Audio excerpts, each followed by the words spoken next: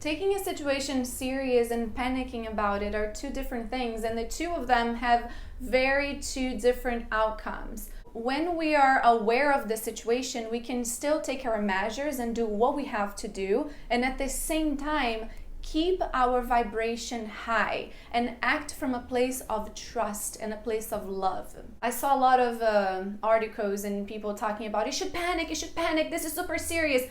Yeah, it's serious, but that doesn't mean you need to panic. And there's a huge difference between the two situations and how you choose to react with what's going on.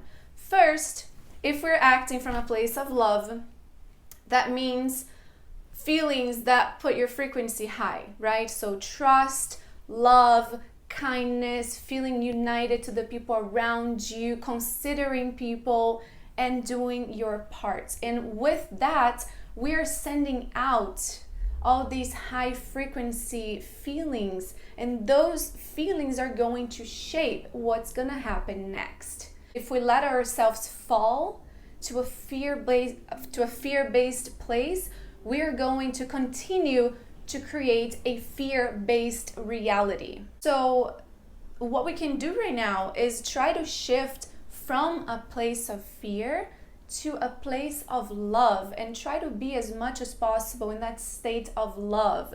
Laughter, music, focusing on the good. I know there's a lot of bad news right now, but focus on the good. Families are together. People have more time. We are getting a chance to level up.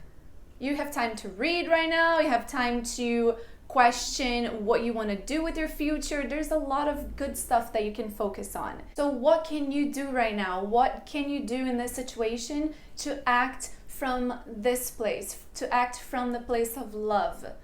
When I say we're in this together, it's not only, hey, let's go through this and this will pass, but it's understanding that we are creating what comes next. Our thoughts shape our reality, but we also have a collective reality that is shaped by the collective thoughts.